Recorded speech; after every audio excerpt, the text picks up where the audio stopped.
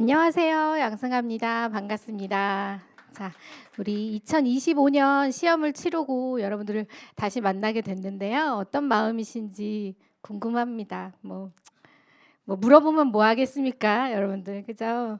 일단은 개인적으로 이번 시험이 끝이 나고 나서 생각한 것은 일단은 시험 문제를 접하고 난 이후에 제 생각은 그렇습니다. 여러분들이 응급처치학 개론 또는 이 개론뿐만이 아니고 우리가 그 구급대원으로 선발되기 위해서는 두 과목을 시험을 봐야 하죠. 소방학 개론과 그리고 응급처치학 개론 이 두 과목을 시험을 봐야 하는데 결국 이 두 과목 모두 잘 봐야 합격이 되는 시험이잖아요. 그런데 이제 소방학 개론을 먼저 치르시고 이후에 이제 응급처치학 개론을 푸시는 선생님들이 대부분이기 때문에 이번 응급처치학 개론은 소방학 개론의 여파가 굉장히 심했다라고 생각을 합니다. 그 여파로 인해서 여러분들이 1년 동안 응급처치학 개론을 위해서 준비했던 시간들이 조금 물거품이 된 바도 어느 정도 있다라고 저는 생각을 합니다. 그래서 굉장히 좀 안타깝습니다. 여러분들이 제대로 된 실력 발휘를 하지 못하는 시험이었던 것 같아서 개인적으로 좀 많이 안타까움이 있고요. 그래서 저는 원래는 시험이 끝나면 홀가분하고 잠도 잘 잘 것 같고 막 이랬거든요. 근데 시험이 끝나고 또 이 문제들을 보고 또 지금 여러분들이 어떤 감정들을 느끼실지를 생각하니까 곡기가 끊어지더라고요. 곡기가 입맛이 뚝 떨어져서 지금 3일째 밥을 잘 못 먹고 있는 것 같아요. 원래 막 입이 터졌다 그랬잖아요. 내가 거의 시험 가까이 와서 막 너무 잘 먹고 그랬는데 좀 안타까움이 먼저 있습니다. 그래서 여러분들한테 위로의 말씀을 먼저 드리고 싶고요. 그렇지만 또 이렇게 공개된 시험 문제에 대해서는 한 번은 또 풀어보고 그리고 이런 문제가 있었지라는 것들은 해봐야 하니까 오늘 해설 시작하도록 하겠습니다. 우리 총 40문제 이제 출제됐고요. 그리고 1번부터 보게 되면 일단은 법률 문제는 일단 3문제가 총 출제가 됐어요. 그래서 이 앞으로의 이제 우리가 법률을 어떻게 준비를 해야 될까라고 생각을 해볼 때 사실은 법률에 대한 비중이 그리 크지 않다라고 판단하셔도 될 것 같습니다. 그래서 첫 번째, 두 번째 시험을 치르고 나서는 두 번의 시험의 양상이 너무 달랐다라고 그래서 판단을 해서 우리가 어떤 것에 맞추어야 될지 잘 모른다라고 했지만 현재 세 번째 시험을 치러 본 바에 의하면 일단 법률에 대해서 차지하는 비중이 그렇게 크지는 않다라고 생각을 합니다. 그래서 앞으로의 시험에서 뭐 5문제 이상 출제될 가능성은 좀 떨어진다라고 생각을 하고요. 5문제 이하에서 출제가 되되 이제 그 안에서의 난도는 어떻게 될 것인지는 아직까지는 알 수 없습니다. 이유는 3번 문제를 보시다시피 조금 난해한 문제가 출제되었기 때문에 이것에 맞춰서 또 학습을 해야 할 필요성은 또 있다라고 생각합니다. 다만 3번은 틀려라라고 낸 문제예요. 여러분들한테 이거를 다 계산해서 맞출 것이라고 생각해서 출제위원들이 출제했다고는 생각하지 않습니다. 일단 이런 개념을 잡고 일단 문제들을 한번 보도록 하겠습니다. 1번 문제였어요. 여러분들 제가 우리가 커리큘럼을 진행하는 과정에서 법률 문제가 간단하게 출제가 된다 하더라도 그 정답률이 높지 않아서 사실은 제가 많이 걱정을 했었잖아요. 근데 이 문제 또한 어렵지 않은 문제였거든요. 근데 정답률이 50%밖에 안 돼요. 실제로. 정답률이 50%밖에 안 됩니다. 그러다 보니까 걱정했던 바가 실제 시험에서도 조금 나타났던 점이 있었다라고 생각을 합니다. 일단 문제로만 봤을 때는 이 문제는 출제될 가능성이 매우 높았어요. 이유는 일단 구급대원에 관련된 내용이다. 두 번째, 이것은 개정된 내용이다라는 점입니다. 그렇기 때문에 어떻게 보면 이 부분들은 여러분들이 조금 간단하지만 좀 암기가 반드시 이루어졌어야 했던 문제라고 보시면 됩니다. 만약에 이제 암기가 잘 이루어졌다라고 이제 생각하면 문제 접근을 어떻게 해야 되냐면 국제 구조대원이든 구급대원이든 일단 교육훈련을 받습니다. 어떻게 나뉘죠? 우리가 국제 구급대원의 교육훈련은 일반 교육훈련과 전문 그 다음에 교육훈련으로 구분이 됩니다. 그러면 여기에서는 포인트는 뭐냐면 제가 강의에서도 얘기했듯이 여러분들이 이 두 가지를 구분할 수 있느냐에 대한 내용이에요. 결국 이 두 가지를 섞어서 내니까 구분해야 된다라고 얘기를 했었습니다. 그러면 여기서 답은 뭐겠어요, 여러분들? 1번이죠. 기초통신. 이거는 우리가 여기서 지금 문제에서 묻고 있는 거는 일반 교육훈련을 묻고 있기 때문에 일반적으로 기초통신 이건 너무 일반적인 거잖아. 그렇고 응급처치. 응급처치는 없어. 이유는 뭐예요? 우리 구급대원이잖아. 구급대원인데 아무리 일반 구급훈련이지만 일반 교육훈련이지만 응급처치까지는 이건 아니라는 거지. 이건 누가 받아요? 국제구조대원들이 받는다는 거지. 그러니까 X. 근데 요 나머지는 해외 응급으로 체계 국제항공 이송 관련 교육은 어떤 교육입니까? 전문이라는 얘기죠. 어떻게 보면 굉장히 단순하고 쉽고 누군가에게 어떻게 보면 출제위원들은 여러분들 이거 맞추세요라고 준 문제일 수도 있다는 거예요. 그런데 정답률이 굉장히 좀 낮아서 개인적으로 좀 안타까웠던 문제였긴 했습니다. 그래서 여러분들이 앞으로 이제 다음 시험을 혹시 준비하신 선생님들이 이 강의를 보고 계신다 그러면 우리가 법률을 볼 때 항상 제가 강조했었잖아요. 구급대원과 관련된 게 우선순위일 수 있다. 그리고 법률을 시험을 준비할 때 항상 우선되는 것은 개정된 것들에 대한 개념들을 알고 있는지에 대해서 물어볼 가능성이 매우 높다라는 말을 시사하는 문제였다라고 보실 수 있겠습니다. 그리고 2번입니다. 2번 또한 마찬가지로 조금 전에 설명드렸던 개념과 마찬가지 내용이에요. 자, 뭐예요? 1급 응급구조사의 업무 범위를 물어봤는데 이거는 우리 구급대원을 준비하는 대원이라면 모두가 알고 있어야 되는 내용이다. 그리고 두 번째, 이것도 마찬가지로 개정법률이다라는 점입니다. 그렇기 때문에 이 부분들은 어떻게 보면 우리가 충분히 예상할 수 있었던 문제였어요. 그러면 여기서 옳지 않은 것은 묻고 있습니다. 항상 우리 이번 시험에서는 옳지 않은 것을 굉장히 많이 물어봤어요. 그래서 여러분들이 많이 헷갈리시고 또 실수를 하셨던 점들이 좀 나타나긴 합니다. 이 문제에서도 역시 옳지 않은 것을 묻고 있습니다. 일정량의 수액 투여, 우리 1급 응급구조사는 할 수 있나요? 없나요? 할 수 있습니다. 그러면 정맥혈의 체열 할 수 있나요? 없나요? 있습니다. 다만 상황이 맞지 않다는 얘기겠지요. 그래서 어떻게 보면 정맥혈 체열은 언제예요? 정맥로 확보 시 제어를 해야 된다는 얘기입니다. 어떻게 보면 우리가 법률은 좀 있는 그대로, 특히 이런 업무 범위에 관련돼서는 그대로의 문구 그대로를 좀 암기하실 필요가 있다라고 제가 말씀을 드렸었는데요. 그 부분들을 좀 반영한 문제였던 것 같습니다. 그래서 이 문제 같은 경우에는 정답률은 73%? 그래서 많이들 맞추었어요. 근데 개인적으로는 이 문제 같은 경우 1번, 2번 같은 경우는 아쉬운 문제인 거죠. 제가 충분히 여러 번 강조를 했고 이건 여러분들이 맞춰줬어야 되는 문제, 기본적인 문제였다라고 생각을 하고 있습니다. 다음은 3번입니다. 3번에 대해서 아마 여러분들이 이렇게 됐을 것 같아요. 이제 소방학개론을 먼저 푸시고 아마 멘탈이 탈탈 털린 상태로 응급처치학의 첫 장을 피셨을 거예요. 그러면 이제 1번 법이 나왔는데 이제 털린 상태니까 그래 다 암기했어. 우리 다 암기했단 말이야. 근데 어디요? 정신이 또 나간 거지. 그러다 보니까 1번 나가리가 됐을 것이고 그 다음에 2번은 어찌저찌 해가지고 내가 강조했으니까 맞췄을 거야. 근데 다시 한번 나간 거죠. 멘탈이. 어디서? 이 문제에서 나갔을 거예요. 3번입니다. 과징금에 대한 문제였습니다. 우리가 지금 과징금에 대해서 알고 간 건 여러분들 뭐 있어요? 3억 원. 이거밖에 머릿속에 없었을 거라고. 누가 뭐 보건복지부 장관 뭐 이거 다 알 수 있는데 기본적으로 과징금에 대해서는 여러분들이 그 정도만 암기하시고 갔을 거라고 생각합니다. 근데 이 문제 같은 경우에는 그뿐만이 아니고 전반적으로 여러 가지를 알고 있어야지만 풀 수 있는 문제였어요. 그래서 첫 번째 여러분들이 뭘 알고 있어야 되냐면 이 상황에서 과징금에 대한 개념은 이제 여러분들이 이미 다 학습하셨기 때문에 여기 보면 국민 건강, 국민 보건의료에 커다란 우려가 있다고 인정되는 경우에는 업무정지 처분을 가름해서 뭘 줄 수 있다? 과징금을 부여할 수 있다. 이건 개념적인 거는 이제 알고 있는 거고 그러면 어떠한 뭐 때문에 업무정지가 이루어졌는지에 대해서 먼저 제시가 됐겠죠. 어떤 업무예요? 이송 등의 업무에 종사할 것을 명령했는데 정당한 사유 없이 거부했다는 거예요. 정당한 사유 없이 거부하는 경우에는 이거는 행정처분의 대상입니다. 행정처분의 대상이고 그리고 그 행정처분은 뭐예요? 업무 정지인 것이죠. 업무 정지인데 업무 정지도 1차 위반, 2차 위반, 3차 위반에 따라서 달라지죠. 근데 문제에서 뭐라 그랬어요? 여기 어디 있어? 1차 위반이다 라고 했기 때문에 얘가 업무 정지를 받는 건 몇 개월이에요? 1개월입니다.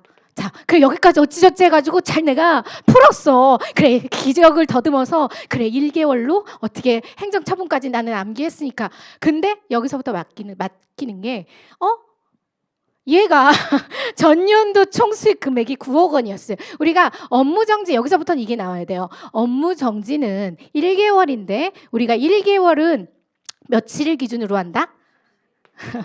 30일을 기준으로 한다라고 그랬어. 그럼 이 30일을 1일당 과징금을 알아야 금액이 나올 거 아니야. 근데 우리가 그걸 암기했나? 난 진짜 암기해서 맞췄다. 그러면 내가 박수를 쳐주고 싶어. 어쨌든 그래서 근데 단서는 제시가 됐어요. 9억 원이라고 얘기를 했단 말이죠. 우리가 8억 원 초과 그다음에 9억 11억 원 이하인 경우에는 1일달 과징금을 얼마로 잡고 있느냐? 23만 원으로 잡고 있습니다. 이거야, 여러분들. 그러면 이걸 풀기 위해서는 우리가 한 달, 얘는 지금 한 달 먹었잖아. 업무정지 한 달. 그 한 달을 30일을 기준으로 삼아 1일당 23만 원이니까 곱하기 30 하면 얼마가 나오겠어요? 690만 원이죠. 어떤 분들은 이렇게 풀었대요. 내가 아는 건 3억 번밖에 없는데 이게 아무리 눈 씻고 찾아도 3억 원이 없는 거야. 그러니까 일단 어떻게? 이거 괘씸한 거야. 지금 말을 안 들었다는 거지. 종사할 것을 말을 안 들었으니까 그래 최대 금액으로 부여해야지. 그러면서 이걸 찍으셨다는 거지. 너무 잘했지. 이거를 계산하기 위해서 시간을 많이 잡아먹었다고 하면 여러분들이 뒷문제에 대해서 더 영향이 있었을 겁니다. 그래서 제가 만약에 저는 항상 내가 수험생이라면 어떻게 풀 것인가를 고민하고 생각을 하잖아요. 제가 수험생이라고 하고 소방학개론에서 멘탈이 털리고 뒤로 왔는데 이런 문제를 만났다? 저는 과감히 넘겼을 겁니다. 과감히 넘긴 이후에 나중에 시간이 조금 남은 경우라면 다시 한번 검토를 했어야 되는 문제입니다. 왜? 우리 시험은 한 문제를 맞추는 게 굉장히 중요하긴 하지만 전반적인 시험을 풀어나가기 위해서는 시간 관리라는 굉장히 큰 숙제가 먼저 이루어져야 된다는 겁니다. 그렇기 때문에 이 문제는 개인적으로 조금 틀려라라고 했던 문제다. 그래서 정답률이 24%밖에 안 됩니다. 그래 이런 문제들은 제가 눈이 강조했잖아요. 여러분들 누구나 틀리는 거기 때문에 그럴 수 있다. 이렇게 생각하시고 넘어가면 되고요. 자, 다음은 4번입니다. 이 문제를 보고 당황하셨던 쌤은 없을 거라고 저는 생각을 합니다. 자, 우리가 이 문제의 의의에 대해서 또 한번 어떤 의미를 부여할 수 있느냐. 일단 어디서 본 문제입니다. 내 거 국시 말고 국시는 배제하고 일단 우리가 내 문제, 기출문제, 문제집에서 본 것 그것도 차치하고 여러분들이 어디서 봤어? 기본서 말고 기출문제에서 이 비슷한 걸 봤지. 몇 년도 기출? 우리 응급처치학 개론이 첫 해 도입된 이후에 어떤 구급차의 주정차 관련된 문제가 이미 첫 해 출제가 됐다는 거죠. 근데 뭐예요? 다시 반복 출제되었다. 약간의 유형은 변경이 된 거죠. 왜냐하면 첫 해에서는 어떤 텍스트로 해서 이런 주차 범위를 구체적으로 물어봤다고 하면 이번에는 이미지를 활용해서 어디에 주차할래? 라고 물어봤습니다. 그래서 강의를 할 때 제가 이렇게 기출이 되어 있으니 언제든지 변형 출제 가능하다라고 얘기했던 점 여러분들이 생각하셨으면 잘 풀어나가셨을 거라고 저는 생각을 합니다. 자, 그러면 여기 보면은 그림과 같이 펌프차가 먼저 도착했다라는 중요한 단서가 제시가 됐어요. 제가 얘기했을 때 내가 선착대로 간 것과 내가 후착대로 간 것에 대해서는 주차 위치가 달라진다라고 얘기했습니다. 그러면 펌프차가 먼저 도착했다는 거는 뭐예요? 먼저 도착해서 안전의 확보가 되었고 공간이 확보가 되었다라는 얘기죠. 그럼 나는 어디로 가면 된다고 했어요? 쭉 달려서 어디로 가야 돼? 앞으로 가야지. 그럼 앞으로 가면 어디로 가요? 라원으로 가야지, 여러분들. 근데 여기서는 이제 또 단서, 화재, 유독가스, 화학물 이런 사고는 없다라는 점을 줬어요. 만약에 이게 있었다고 하면 어떤 구체적인 거리들이 제시가 됐을 거예요. 아무것도 없었다. 단순히 하면 거리가 나오면 15m. 그 다음에 화재가 있었다. 30m. 폭발물 600, 800. 이런 식으로 제시가 됐을 거란 말이지. 근데 이런 거 상관없으니까 위치만 잘 찾아봐. 그러면 내가 머릿속에 개념이 내가 후착되니까 선착대가 이미 있으니까 나는 어디로 뒤에 가서 안전 공간을 확보할 필요가 없구나. 그러니까 어디로 간다? 전방으로 가면 된다라는 개념만 잘 알고 계셨으면 될 것 같습니다. 그래서 정답률 엄청 높아요, 여러분들. 92.13%입니다. 그래서 제가 이거는 여러분들 잘 풀어 나가셨구나라고 생각했던 문제였습니다. 자, 다음 5번 문제였습니다. 5번 문제, 옳지 않은 것을 묻고 있는데 정답률은 반 맞고 반 틀렸어요. 여러분들, 반 맞고 반 틀렸는데 다음 환자에 대한 적절한 처치로 옳지 않은 것을 물어봤습니다. 항상 이런 문제를 볼 때 제가 뭐라 했어요?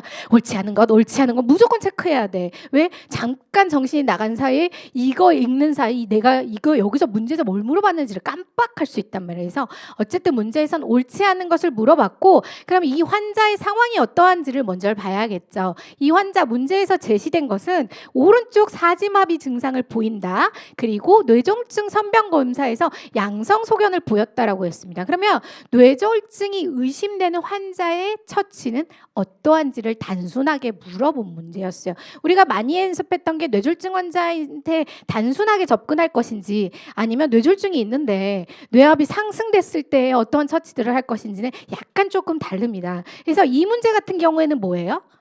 단순하게 물어봤어. 왜냐하면 뇌압이 상승됐다 그러면 어떤 우리 환자가 동공 반응이 이상한다라든지 어떤 혈압이 맥압이 넓어진다라든지 아니면 맥이 느려진다라든지 뭔가 더 구체적인 것들을 제시를 해줬을 거란 말이죠. 그런데 고혈압이 이미 있었던 환자인데 이 정도라 그러면 혈압이 급격하게 상승됐다라는 의미는 아닙니다. 그냥 단순히 뇌졸중이 의심되는 환자니까 이 환자한테 무엇을 처치를 해야 될지를 물어본 문제라고 보면 되겠습니다. 근데 옳지 않은 것을 물어봤단 말이에요. 자, 기도를 확보하고 유지하는 거 일반적인 처치 맞지? 그리고 산소 포화도가 낮은 경우엔 94% 이상 유지하라 그랬어. 그 다음에 수행 라인을 연결하되 우리가 그때 사용하는 거는 생리식염수나 링거락테이드 등장성 용액을 사용한다라고 얘기를 했었습니다. 근데 수축 기압을 120 이하로 낮춘다라는 거는 어쨌든 뇌졸중이 의심되는 환자들한테도 적절한 뇌 관료압 유지는 필수적이라는 얘기지. 근데 혈압을 120 이하로 우리는 그거를 높이려고 노력을 해야 하는데 이거를 낮춘다?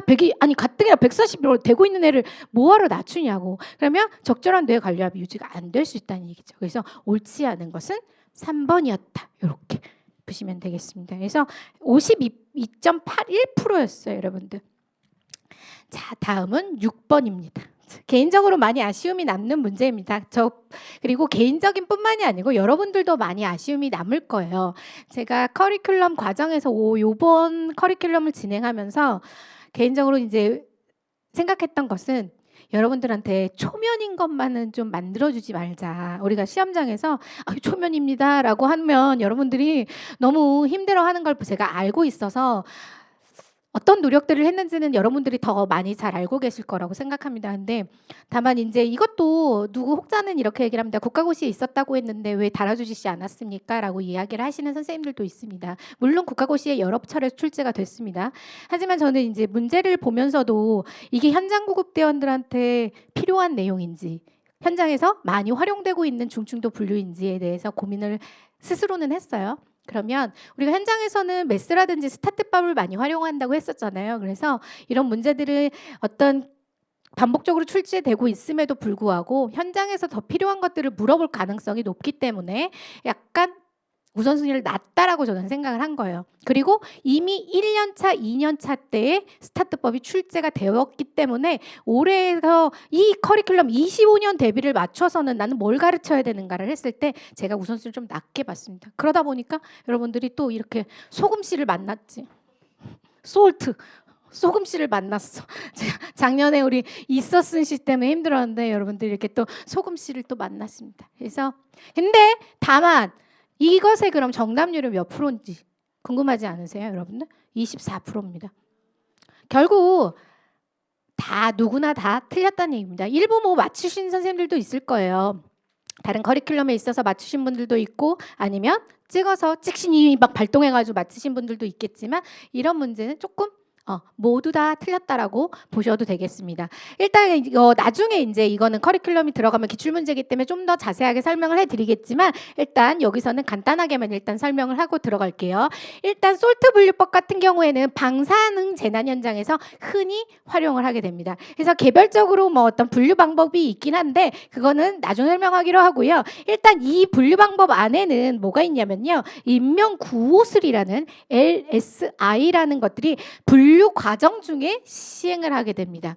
그 분류 과정 중에 시행하는 게 주요 출혈 조절, 그 다음에 소아의 경우 이외 구조호흡도 하고요, 기도 개방도 해보고요, 그 다음에 흉부 감 안술이라고 해야 되는데 이거 못하고 흉부 감압술, 우리 바늘 감압술 생각하시면 되겠고, 그 다음에 어떤 독성 물질에 노출된 경우에는 자가주사 기행 해독제를 투여하기도 합니다. 이것을 우리는 인명구호술 LSI라고 합니다.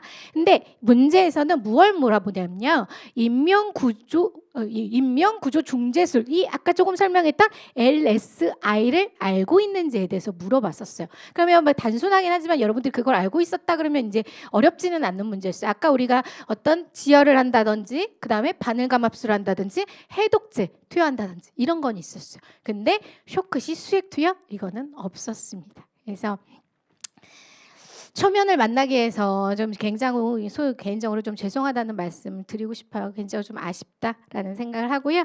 어쨌든 간에 6번 솔트, 소금씨를 만나 보았습니다. 자, 다음은 7번입니다. 자, 7번. 제가 이런 말 했었어요, 여러분들.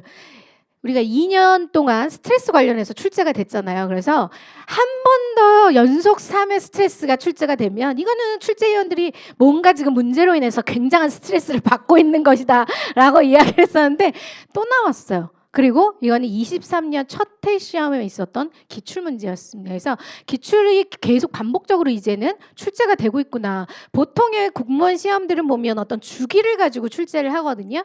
뭐 짧게는 뭐 5년 이런 식으로도 가는데 우리는 지금 이제 3회차인데 벌써 1회차 문제들을 또 출제를 하고 계속 있어요. 그러면 여러분들이 앞으로의 시험을 준비할 때 기출은 무조건 완벽하게 알고 가야겠다라고 생각하시면 되는데 이 문제가 정답들이 높긴 해요. 근데 기출이었고 문제의 난도를 봤을 때는 이거는 정답률이 100%가 나왔어야 된다라고 저는 개인적으로 생각을 하거든요. 근데 83%밖에 안 나왔어요. 그럼 누군가는 실수를 하고 했다는 거예요. 결국 그날의 컨디션이 이렇게 쉬운 문제조차도 틀리게 만들 수 있다라는 점을 여러분들이 생각하시면 될 것 같고요. 문제에서는 일단 우리 한스셀리 선생님이 또 나왔습니다.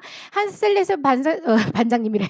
선생님이 얘기하는 스트레스 반응의 단계는 총 3가지로 나오죠. 그래서 우리가 경고, 저항, 소진. 그래서 경고 단계는 뭐 투쟁 도피 현상이 있다. 그리고 뭐 우리 교감신경계가 항진된다라는 특징이 있는 것이고, 그 다음에 저항 단계에서는 그 항진됐던 어떤 생리적 지표가 정상화가 된다라고 얘기를 했었고, 그것들이 개선되지 않으면 결국 스트레스를 받으면 소진의 단계가 이루어지는데, 소진의 단계는 뭐예요? 질병의 감수성이 증가하니까 질병이 잘 걸린다고 했단 말이죠. 근데 여기서 뭐예요?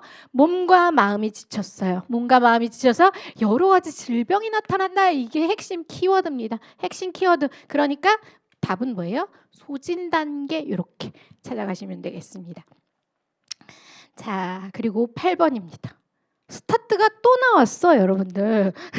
그러니까 개인적으로는 이게 중요하다고 생각해서 2년 동안 연속 나왔으니까 올해는 조금 다른 부분들을 나가겠지. 근데 또 출제하고 중증도 분류 또 다른 분류까지 출제했어요. 그러다 보니까 뭔가 현장에서의 계속 대량 사상자가 많이 발생하는 것에 대해서 중요성을 강조하기 때문에 내년에도 중증도 분류가 되었든 아니면 다른 어떤 환자 분류, 재난 현장에 발생했을 때 우리가 계속 더 중요하다고 했던 이송의 원칙 이런 것들도 여전히 출제될 가능성은 매우 높습니다. 그래서 보면 어렵게 출제가 되진 않았어요. 우리가 일단 모든 중증도 분류를 할 때 첫 번째 할 수 있는 건 뭐예요? 보행부터 하기라 그랬어. 그래서 내가 너무 아프면 뭐라 했어요, 여러분들? 버려질 수 있으니까 걷지 말라 그랬잖아. 근데 여기 보면 비응급 단계의 환자가 아닌 것을 했어요. 비응급 단계라고 얘기를 하는 건 우리가 첫 번째 단계 환자가 걸을 수 있으면 뭐라고 분류해요? 비응급으로 분류한단 말이야. 그럼 나머지 긴급이나 응급 찾으면 된다는 얘기인 거예요. 자, 가슴을 부여잡고 걷고 있어요. 그러면 걸었어. 그러니까 우리는 이걸 뭘로 봐?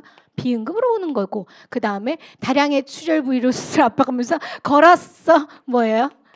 비응급. 자, 스스로 걷지 못해 라고 표현되어 있습니다. 그러면 뭐예요, 여러분들? 요거는 위축을 받아 이동 중인 자인데 구체적인 범위는 나머지들을 우리가 또 평가를 해야 되니까 걷지 못한 이후에는 여러 가지 우리가 뭘 생각해요? RPM 단계를 가야 된다는 거예요. 그래서 이 환자에 대해서는 아직은 모르지만 이거는 뭐예요? 비응급은 아니라는 얘기예요. 그리고 쓰러진 가족 주변에서 서성이고 있어. 여러분들 이렇게 하고 있는 거야. 서성이고 있어. 걸었단 얘긴 거지 결국은. 그러다 보니까 여기 답은 뭐예요? 3번 이렇게 답을 찾으시면 되겠습니다. 그래서 정답은 매우 높습니다. 91.57%입니다. 자, 9번입니다. 9번. 이거 9번도 여러 번 강조했던 내용이었죠. 그 승진 시험 시서 기출도 있었고 하니까 여러분들한테 우리 모의고사에서도 그림으로도 출제를 했었던 내용이었어요. 자, 그러면 기계식 가슴 압박 장치들을 적용해 볼 수 있는 상황으로 옳지 않은 것은 이거 1초 컷 문제였을 거로 저는 여러분들 생각합니다. 임신부의 심장 정지가 된 경우에는 우리는 어떤 근거가 부족하다. 그래서 2020 가이드라인에서 권고하지 않는다. 다만 감염병이 노출이 있는 경우 이거는 훨씬 더 가용할 수 있으면 많이 사용해라 라고 권고를 하고 있고 좁은 공간에서 승강기로 이동이 어려운 경우 뭔가 직접적으로 압박하기 어려운 좁은 공간에서의 활용도가 높기 때문에 쓸 수 있다는 얘기인 거고요. 흔들리는 구급차에서 심폐소생술하는 거 적극적으로 쓸 수 있는 얘기입니다. 그래서 이것은 답은 1번이었습니다. 자, 그리고 10번입니다. 9번 같은 경우에도 정답률 매우 높습니다. 93.82. 그래서 대부분이 다 맞췄다라고 보시면 되겠고 10번 같은 경우에도 정답률이 95% 이상이 되는 문제였습니다.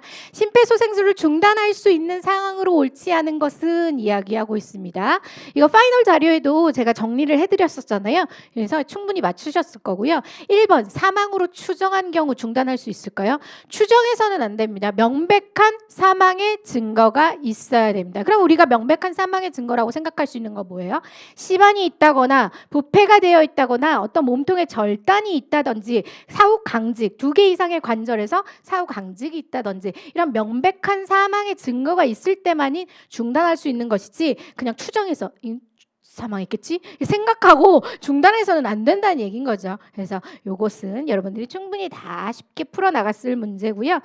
그리고 11번 드디어 나왔죠. 제가 피해에 관련해서는 어떤 형태로도 출제 가능성이 매우 높다. 그리고 피해에 대해서는 맥박 확인에 대해 중요성에 대해서 여러 번 강조를 했었습니다. 그 포인트로 바로 출제되었습니다. 그래서 현장 심폐소생술이 진행 중이고 초기 심전도는 심실세동이 관찰됐어요. 심실세동이 관찰되면 가장 우선되는 처치는 무엇이다? 제세동이다. 그렇기 때문에 제세동을 한 거예요. 제세동을 시행하였고 2분 동안 가슴 압박을 진행을 해야지. 우리가 심실세동 이후에 제세동을 한 이후에는 뭐예요?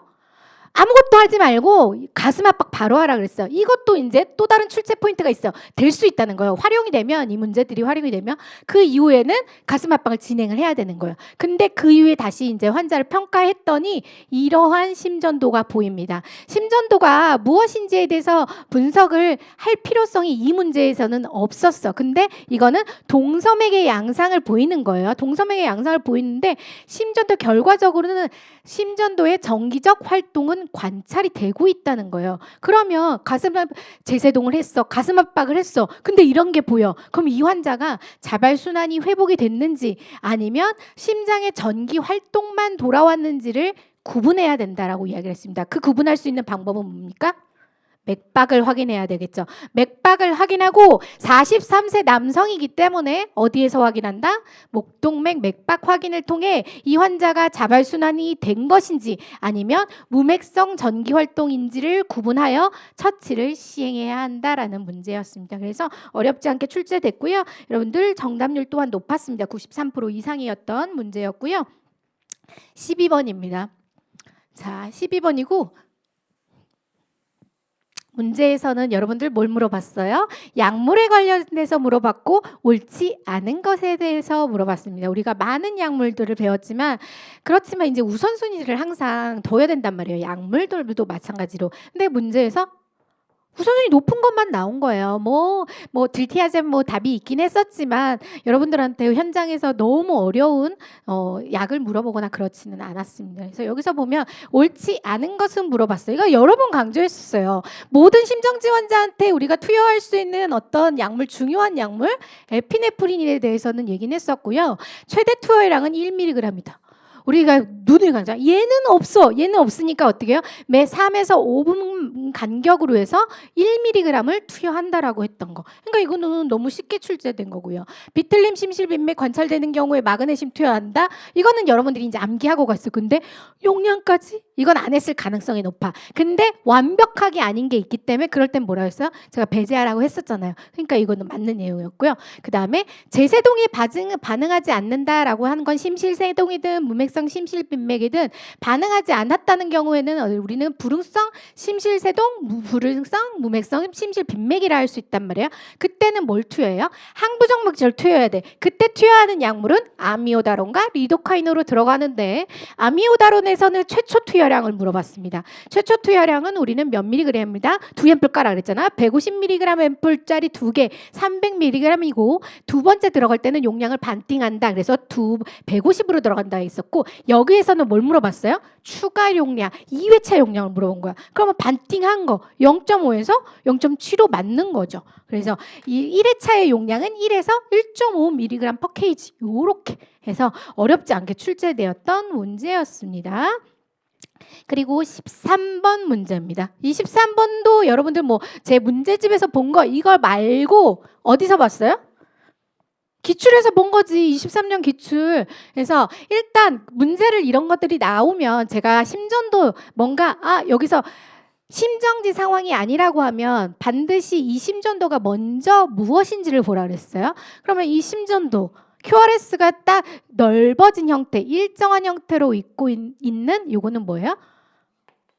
단형, 모양이 하나인 단형 심실빈맥. QRS가 넓어진 형태의 단형 심실빈맥이다. 1차 심전도 분석 끝났으면 분석에 따라서 이 환자가 뭘로 해야 돼요?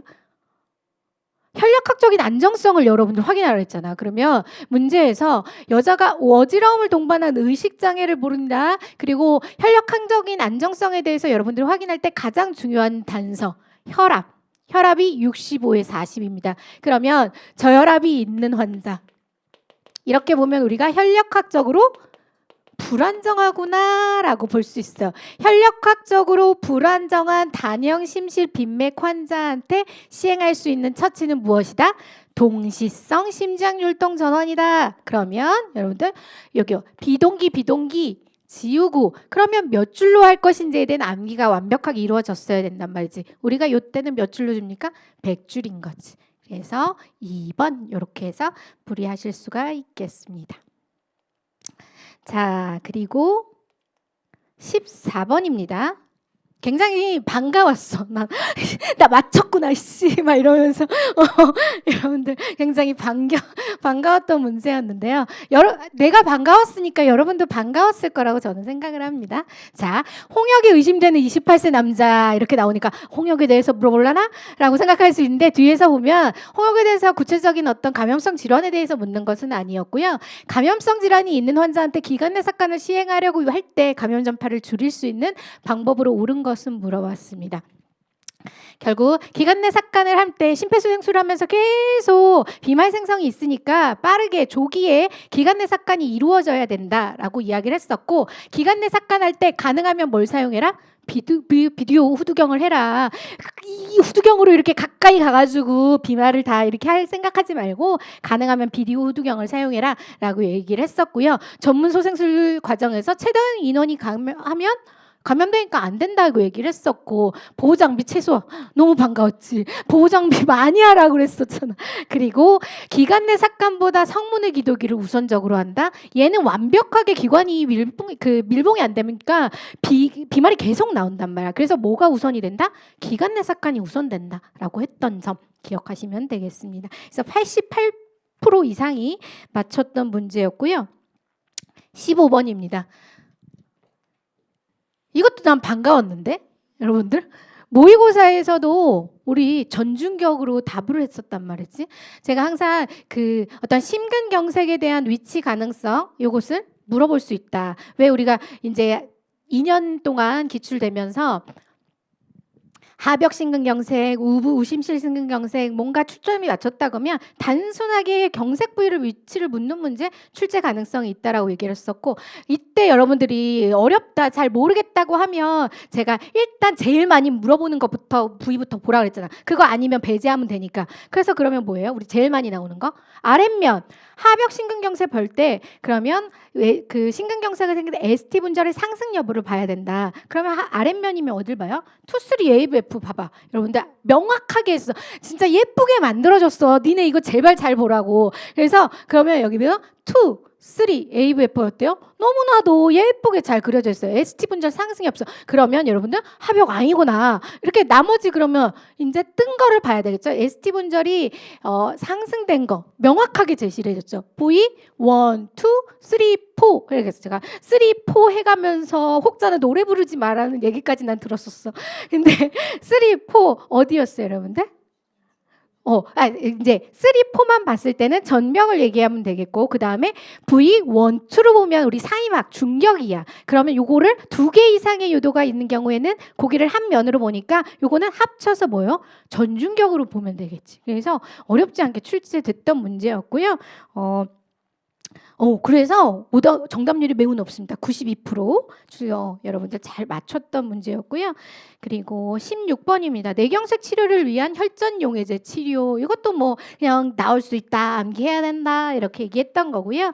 투여할 수 있는 환자를 물어봤습니다. 6주 전 위장관 출혈이 있었던 환자. 우리가 이제 어떤 혈전용해제 투여할 때 요거는 이 환자들은 투여하면 안 돼라고 한 환자들이 대부분이 어떤 출혈성 문제들을 가지고 있는 환자들이 많단 말이죠. 그래서 보면 이제 근데 그 출혈 관련해서도 기준들이 좀 나눠져 있고 이게 절대적인지 상대적인지에 대해서도 구분을 하고 있습니다. 일단 혈당이 40이라 그랬단 말이죠. 우리가 50 미만인 경우에는 뭘로 구분해요? 절대적으로 구분을 하는 거고 1년 전 뇌출혈이 있었던 환자, 이거는 뇌출혈은 뭐예요? 그냥 절대적인 거예요. 출혈의 병력이 있었기 때문에. 교통사고로 인해 복강내 출혈이 있는 환자 같은 경우에도 역시 내부 출혈이 있는 경우도 우리는 금기증으로 본다는 얘기인 거고요. 근데 위장관 출혈, 위장관 출혈도 이거 출혈이니까 이거 아닌 거 아니야? 라는 게 아니라 이거는 뭐가요? 기준이 있었어. 3주 이내에 소화기 요렇게 출혈이 있는 경우에는 우리가 상대적 금기증으로 보는데 얘는 6주 전이라고 했으니까 3주가 넘어갔으니까 요거는 투여해 볼 수 있겠다라고 여러분들이 판단하실 수가 있겠습니다. 자, 그리고 17번 문제입니다. 아나필락시스도 그러니까 지금 23년 올해 기출이 23년 기출을 굉장히 많이 활용했어요. 첫 해의 문제들을. 자, 어쨌든 간에 근데 이제 소화 관련해서 물어봤고요. 8세 소화가 벌했소였다. 나이 기준은 여러분들이 체크를 하고 넘어갔었어야 되는 거예요. 8세 소화가 벌했소였다. 그리고 벌 나왔다. 문제를 이건할 때 벌 뭔가 이렇게 뭐 알러지 반응이 있을 수 있는 거는 이거 아나필락시스의 가능성이 있겠구나라고 읽어나가라 그랬어요. 자, 환아의 혈압은 떨어져 있어요. 맥박도 증가돼 있고 호흡도 빨라져 있습니다. 그러면 이제 아나필락시스 쇼크가 있는 환아겠구나라고 생각을 할 수 있는 거고요. 근데 여기서 봤더니 에피펜을 소지하고 있지 않은 상태였다. 그러니까 에피펜에 대해서 묻는 거 아니야라고 이야기를 하고 있는 거고요.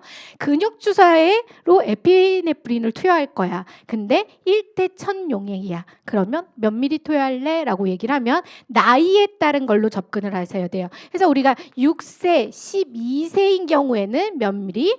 0.3mg 이렇게 가면 됩니다. 그래서 만약에 여러분들이 혹시 이제 에피펜 문제를 대충 보면 에피펜을 소지하고 있더라고 또 눈에 보일 수도 있거든. 그러면 이제 뭘로 0.15로 보면 되는데 여기 보면은 없어. 그래서 찾다가 정신을 차렸을 가능성도 있어요. 그래서 다행이다. 이것은 이렇게 보실 수가 있겠습니다. 그리고 18번 문제입니다. 18번 문제 같은 경우에는 한 58%, 60% 정도 정답률이 나왔어요. 근데 저도 이 문제를 처음 봤을 때 여러 번 읽어봤었어요. 이 문제들을. 자, 일단 보세요. 중증의 저체온 환자 이송 중 혈압과 중심 체온이 떨어지는 재가운 쇼크가 발생하였을 때 의심할 수 있는 처치의 내용에 해당하는 것은 묻고 있어요. 우리가 중증의 저체온 환자들한테 가온법을 할 때는 조심해야 되는 것이 있다라고 여러 번 강조했어. 왜? 중증의 그 30도 미만의 중증의 저체온 환자들한테 가온법 중에 뭘 하는 경우에? 외부 가온법을 하는 경우에는 뭐가 올 수 있다고 했어요? 재가온 쇼크 올 수가 있기 때문에 우리가 항상 가온법을 실시하되 뭐부터 해라? 내부 가온법부터 하라 그랬어요. 근데 여러분들 저도 처음에 그래서 이 문제가 내부 가온법을 묻는 문제인가? 라고 생각을 했는데 잘 읽어보아 하니 이미 환자는 재가온 쇼크가 발생했다는 거야. 중증의 저체온 환자한테. 그러면 이때 의심할 수 있는 처치 내용. 비슷한 유형을 뭐 현장쌤들 한번 풀어보긴 했었는데 이게 뭐가 무슨 처치를 했기 때문에 이 환자가 이렇게 됐냐는 거예요. 결국은 잘못된 처치를 했다는 건데 하지 말아야 할 처치 뭐예요? 전신의 핫팩 적용. 핫팩 적용은 이건 뭐예요? 능동 외부 가온법이라는 거지. 그러다 보니 잘못된 처치를 해서 어떻게 환자가 재간 쇼크에 이르렀다 이렇게 볼 수가 있는 문제였습니다. 그래서 한번 요거는 조금 더 생각을 했어야 되는 문제였던 것 같아요. 제 개인적으로는. 그래서 요거는 그래서 오답률이 나름 조금 높았던 것으로 보이고요. 그리고 19번입니다. RTS 뭐 언제 나와도 이상하지 않다라고 했던 내용이었어요. 근데 앞에 우리 과증금 계산했잖아. 과증금 힘들게 계산하고 넘어왔는데 불친절해. 이렇게 불친절할 수가 없어. 우리가 그간 문제들을 보면 제가 우리 소방청을 친절하다. 최대한 많이 제공해준다. 그리고 친절하기 때문에 GCS 이런 거 계산해 줄 줄 알았지. 근데 뭐예요? 이거는 GCS도 계산해. RTS 2번 계산해. 이렇게 됐어. 그럼 시간을 많이 잡아먹었을 거라고 여러분들이 문제가 어렵다기보다는 자 일단은 GCS부터 그럼 계산해 봐야지 여러분들. 자극에 의해 눈을 뜬다라고 했어요. 그럼 몇 점이에요? 1점. 신음소리만 돼요? 자 자극에 의해서 눈을 뜬다 뭐예요? 2점. 2점 맞잖아. 2점 맞고 신음소리만 한다? 2점. 반응이 없다? 1점. 그럼 총 GCS가 5점이라 하면 이것을 가지고 점수 척도로 매겨야 하는 것은 이건 뭐예요? RTS를 계산하려고 하면 4점에서 5점은 1점으로 보는 거지. 그러면 이거 1점 가져가야 되는 거고. 자, 그럼 나왔어. 그러면 나머지 이제 항목들 RTS를 계산하기 위해서는 호흡과 수축기 GCS가 필요합니다. 호흡이 8회니까 이것은 몇 점? 2점으로 봅니다. 2점으로 보고 수축기 혈압 70이니까 이것도 2점으로 봅니다. 그러면 이 환자가 세 가지를 합해야 되니까 2점, 2점, 1점, 5점인 거지. 그래서 약간만 조금 더 친절했으면 여러분들이 시간을 좀 단축할 수 있었으면 좋았을 것라는 생각이 드는 문제였습니다. 자, 그리고 20번입니다. 이제 심전도 문제가 나왔죠. 심전도 문제에서 여러분들 쫄지 마라. 명확한 거 제시해 줄 것이다. 누는 얘기했어요. 그럼 이 심전도 보고 이 심전도를 몰라서 틀리지는 않았어요. 여러분들 이건 뭐예요? 심방 조동이라고 생각할 수 있겠죠. 그러면 심전도 분석이 끝났으니 환자의 상태는 어떠한가? 어지러움과 가슴 불편감을 호소한다. 혈압이 이렇고 호흡은 이렇다라고 이야기를 했어요. 여러분들이 가슴 불편감 때문에 이거 혈액학적으로 불안정한 거 아닌가? 라고 약간 생각할 수 있어요. 그럼 애매하면 뭘 생각해야 돼요? 혈압, 가장 중요한 단서인 혈압을 봐야 합니다. 혈압에 대해서 문제가 없었으니 혈액학적으로 안정적인 심방 조동 이 환자한테 그러면 어떻게 처치할래라고 묻는 거예요. 그러면 여러분들이 혈액학적으로 불안정하다고 하면 이제 이거는 동기화 심율동 전환을 해야 되겠지. 몇 줄? 50에서 100줄. 이렇게 줄 수가 있겠는데 혈액학적으로 불안정하다고 판단이 됐으니까 안정하다고 판단이 됐으니까 그때는 뭘 쓸 수 있어요? 약 쓰는 거지. 약물을 쓸 때 우리는 뭘 써요? 칼베디 쓴다고 했잖아요. 여기서 여러분들한테 이제 어렵게 나와서 뭐 심장에 뭐 박출 막 이러면 이제 그때부터는 여러분들 막 더 멘탈 흔들렸을 거야. 근데 이거는 단순히 프로토콜을 알고 있는지만 물어봤다는 거야. 그러면은 여기서 여러분들 막 그 힘든 와중에서도 이제 프로토콜을 머리에 그렸겠지. 어떻게 해요? 여러분들 규칙적인 지금 요거 보면은 RR 간격은 규칙적이고 그 다음에 좁은 QRS를 보이는 심방 조동인 같은 경우에는 약물을 쓸 때 그 밑에 약물 우리 제가 빈칸까지 뚫어가서 우리 공부했던 거 뭐 있었어요? 칼베디. 그러면 칼베디 칼륨 어딨어? 칼륨 어딨어요 여러분들? 요거 찾으면 되지. 그래서 1번 이렇게 찾으시면 되는 문제였습니다. 자, 우리 5분만 잠깐 쉬었다 할게요.